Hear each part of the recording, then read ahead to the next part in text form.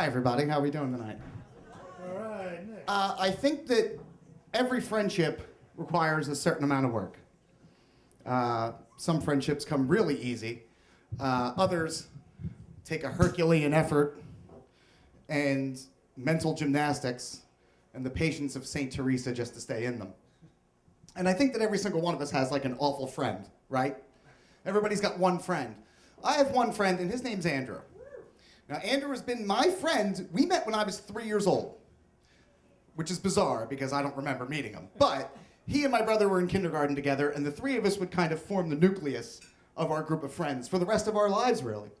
So we were kind of like the Outsiders, if you've ever seen that movie or read the book. But it was the 80s and 90s, so we had our pants down to like our ankles, and we'd like run around like this. My friend Andrew is an awful human being. He's terrible. He's loud, overly opinionated, uncouth. You cannot take him anywhere. I told a friend I was telling a story about him tonight, and he goes, "Are you going to bring Andrew?" And I was like, "No, I can't." He's uneducated. He is the single most brutal person to be in a room with. He really is, and I love him in spite of all this, you know? So a number of years ago, right after 9/11, a group of us, about 8 guys, we all became single. So when people tell me never forget 9/11, I'm like, yeah, I kind of wish I could. But he got it the worst out of all of us. I wouldn't go into detail about it because it's just, we would all end up crying. But one night, he pulled up to my house in a Dodge Neon. He had a terrible Dodge Neon. It could barely run, and I was out front of my home. And he pulls up and says, "Get in the car." And I'm like, "I'm not getting in the car with you because, like, A, you're drunk, and B, your car's going to explode." And I go, "Where do you want to go?" He goes, "I'm going to burn everything that my ex-girlfriend gave me. I'm going to burn it all, man." And I'm like, "I don't think that's a good idea because, like, you're drunk and fire and, I just don't think this is really going to work out for everybody." So he told me to go fly a kite, and he took off in his car. And he went to a park which is located right by our house. So I said, "All right, whatever, you're going to die, I don't care." 20 minutes go by, I get a phone call. I said, "Hello, this is the Upper Darby Police Department. We have your friend Andrew." And I go, "Is he dead?" They go, "Far from it." He said, "We need you to come down to, it's a park called Nailers Run Park. We need you to come down here and get his car."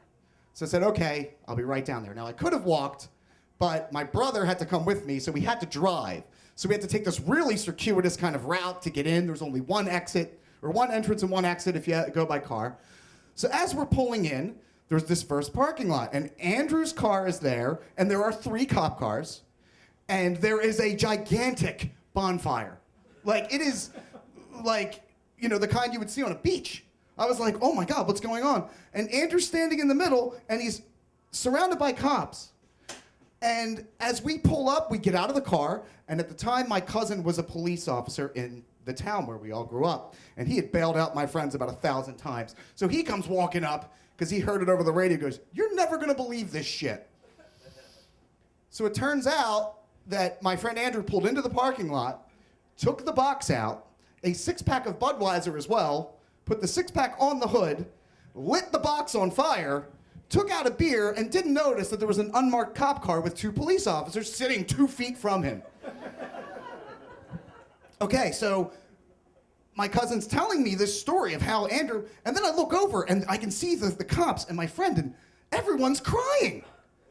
The cops holding him like this, and the 2 of them, they're looking at each other, and tears are streaming down both of their faces.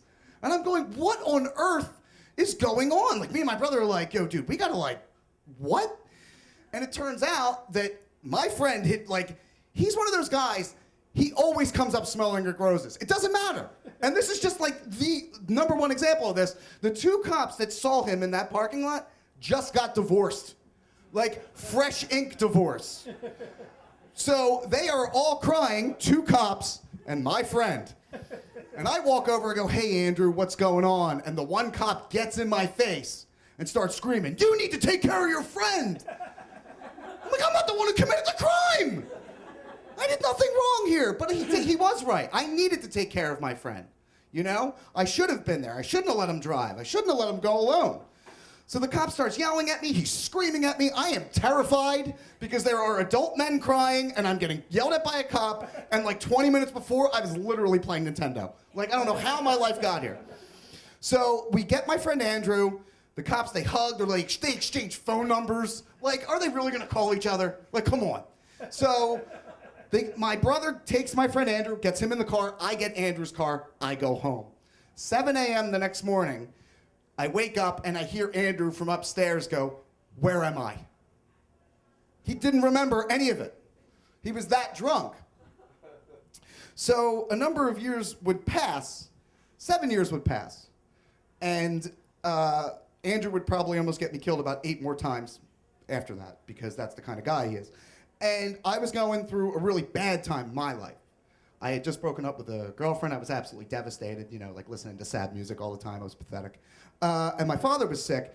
And I found myself at a party, and I was kind of alone, just like standing in the corner. And Andrew kind of stumbled up to me. And he's not really good with words, kind of blunt. So he walks up to me and he puts his arm around me, hands me a beer, and says, "Look, man, I know you just got your dick kicked in." He goes, "But I got you. Don't worry." And I realized he is the most difficult person in my life. No one has caused me more stress, suffering, and pain, interactions with the police. I even once got arrested because of him. He got away, I got community service, and I had to clean 69th Street. And when we got there, the one bum woke up the other and said, "Get up, the maids are here." So this guy has caused me enough trouble for a lifetime, and I thought about it. He might be difficult, and you can't take him out to a fancy restaurant. But I would never have it any other way, because he is my best friend and I love him to death. Thank you all.